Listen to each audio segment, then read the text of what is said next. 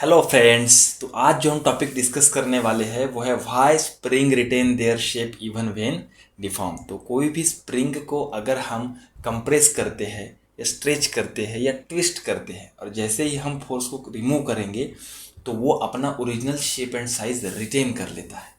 तो वो ऐसा क्यों करता है? जैसे हमारे हिंदी में भी कहावत है, कुत्ते की दुम टेढ़ी की टेढ़ी। कुत्ते की दुम को हम कितना भी सीधा करने का कोशिश करें वो अपना ओरिजिनल शेप एंड साइज वापस रिगेन कर लेता है, टेढ़ी की टेढ़ी। हालांकि स्प्रिंग कोई कुत्ते की दुम नहीं है, लेकिन इसके टेक्निकल फैक्टर्स क्या है वो हम समझने का कोशिश करते हैं। हम है सिलरिस, और ऐसे ही टेक्निकल वीडियोस के लिए आप लोग हमारा यूट्यूब चैनल सब्सक्राइब कर सकते हैं, साथ ही साथ हमारा फेसबुक पेज भी आप लाइक कर सकते हैं। तो दोस्तों चलो स्टार्ट करते हैं हम लोग डेफिनेशन से।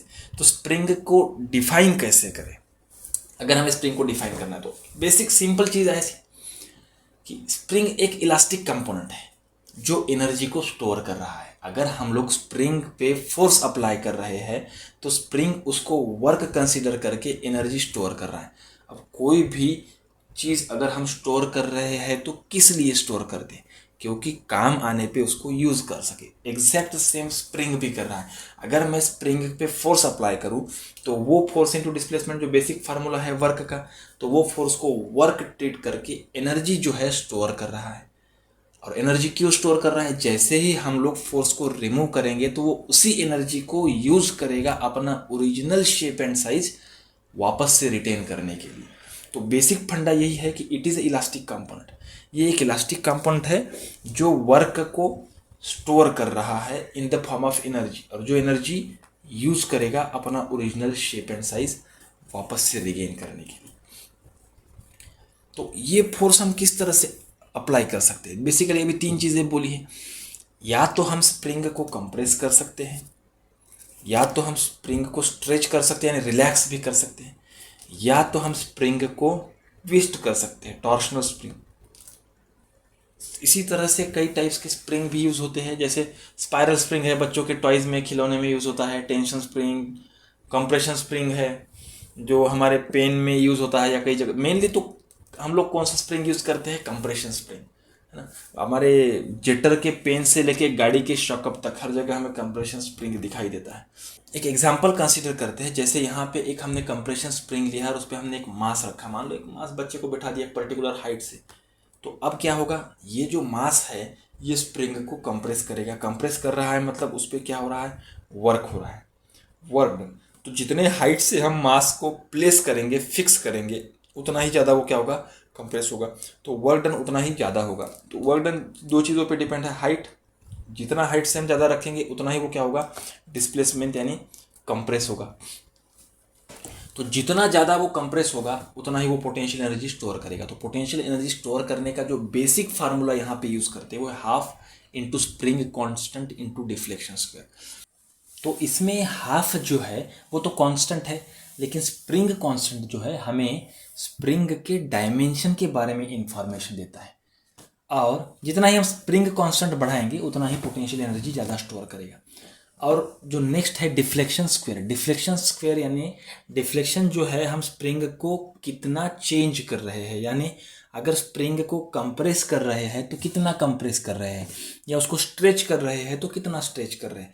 मान लो अगर स्प्रिंग का लेंथ 10 सेंटीमीटर है, मैंने उसको कंप्रेस कर दिया और 7 सेंटीमीटर तक ला दिया, तो जो 3 सेंटीमीटर चेंज हुआ उसी को हम डिफ्लेक्शन कहेंगे। तो ये फार्मूला जो है potential energy is equals to half into spring constant into deflection square. ये हमें बताएगा कि स्प्रिंग कितना पोटेंशियल एनर्जी स्टोर कर रहा है।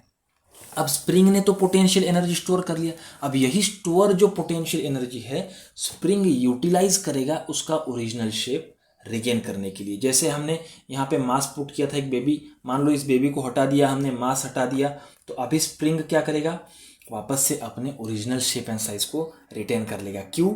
क्योंकि वो पोटेंशियल एनर्जी यूटिलाइज किया जो उसने स्टोर की थी, जो हमें फॉर्मूला देखा अभी।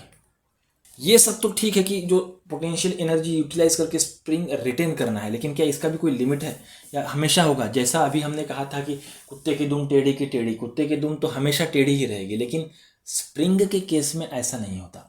स्प्रिंग के केस में एक लिमिट होती है, उसको हम कहते हैं इलास्टिक लिमिट। वो इलास्टिक लिमिट तक अगर हम लोग एक्सटर्नल फोर्स अप्लाई करते हैं, यानी उसको कंप्रेस करते हैं या स्ट्रेच करते हैं, तब वो रिगेन करेगा। अदरवाइज हम लोग अगर इलास्टिक लिमिट से ज़्यादा फोर्स अप्लाई कर दिए तो स्प्रिंग जो है वो परमानेंटली डिफॉर्म हो सकता है।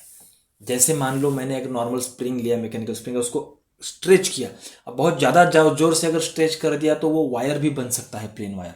और अगर स्प्रिंग एक बार परमानेंटली वायर बन गया, स्ट्रेट वायर, तो वो वापस से अपना शेप एंड साइज रिगेन नहीं करेगा, तो ये जो हो जाएगा परमानेंट डिफॉर्मेशन हो जाएगा। तो इसको हम लोग कहते हैं इलास्टिक लिमिट्स, और लॉ को कहते हैं हुक्स लॉ। तो इलास्टिक लिमिट के अंडर कोई भी स्प्रिंग अपना original shape and size regain करेगा। जैसे ही हम इलास्टिक लिमिट को क्रॉस करते हैं तो स्प्रिंग जो है परमानेंटली डिफॉर्म हो जाएगा। तो इसमें कई क्वेश्चंस आ सकते हैं, जैसे अगर इलास्टिक लिमिट हम लोग एक्सीड करेंगे तो क्या होगा, या स्प्रिंग कांस्टेंट को हम लोग चेंज करेंगे, अल्टर करेंगे तो क्या होगा। तो ऑब्वियसली अगर हमें ज़्यादा पोटेंशियल एनर्जी स्टोर कर पाते हैं तो स्प्रिंग अच्छे से रिगेन करेगा। तो अगर हम लोग इलास्टिक लिमिट बढ़ाते हैं तो वो ज़्यादा फोर्स को बियर कर पाएगा, यानी वो अच्छी तरह से अपना original shape and size regain कर पाएगा। उसी तरह से स्प्रिंग कांस्टेंट का भी, क्योंकि पोटेंशियल एनर्जी का फार्मूला हमने अभी देखा है, तो उस हिसाब से अगर हम लोग स्प्रिंग कांस्टेंट को बढ़ाते हैं तो पोटेंशियल एनर्जी ज़्यादा स्टोर करेगा, और पोटेंशियल एनर्जी अगर ज़्यादा स्टोर करता है तो अच्छी तरह से वो रिगेन कर पाएगा।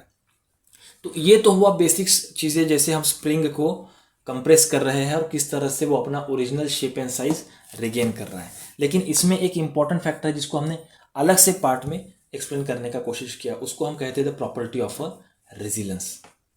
ये एक मटेरियल प्रॉपर्टी है भाई। हम स्प्रिंग बना रहे हैं, स्प्रिंग को कंप्रेस कर रहे हैं, स्प्रिंग को स्ट्रेच कर रहे हैं, उसको रिमूव करने के बाद वो अपना ओरिजिनल शेप एंड साइज वापस से रिगेन कर रहा है। ये सारी चीज़ देखिए हमने, स्प्रिंग कांस्टेंट देखा, डिफ्लेक्शन देखा, लेकिन मटेरियल का क्या मैटर है, कौन सा मटेरियल यूज़ कर रहे हैं। तो ये भी एक इम्पॉर्टेंट फैक्टर होता है मैन्युफैक्चरिंग ऑफ स्प्रिंग में। तो वो मटेरियल का क्या प्रॉपर्टी है उसको हम समझते हैं प्रॉपर्टी ऑफ अ रेजिलेंस। तो सबसे पहले डेफिनेशन ऑफ अ रेजिलेंस। तो रेजिलेंस का डेफिनेशन ये है कि कोई भी मटेरियल का क्या एबिलिटी है पोटेंशियल एनर्जी को स्टोर करने का। ऑब्वियसली अलग अलग मटेरियल का एनर्जी स्टोर करने का एबिलिटी अलग अलग होगा। ऑब्वियसली जो एनर्जी मटेरियल पोटेंशियल एनर्जी ज़्यादा स्टोर करेगा वो ज़्यादा अच्छे से अपना शेप एंड साइज रिटेन करेगा। तो इसी प्रॉपर्टी को हम लोग कहते हैं रेजिलेंस। तो ये मटेरियल प्रॉपर्टी है प्योरली, अलग अलग मटेरियल का, और ये कोई इंट्रिंसिक प्रॉपर्टी नहीं है कि कोई भी मटेरियल नेचुरली पोजेस करता है। इसको हम आर्टिफिशियली इम्पार्ट भी कर सकते हैं कोई भी मटेरियल में, और इसको किसी भी मटेरियल में आर्टिफिशियली इम्पार्ट करने के लिए जो मोस्टली कॉमन मेथड यूज होता है वो होता है heat treatment. Modulus of resilience काफ़ी इंपॉर्टेंट फैक्टर है।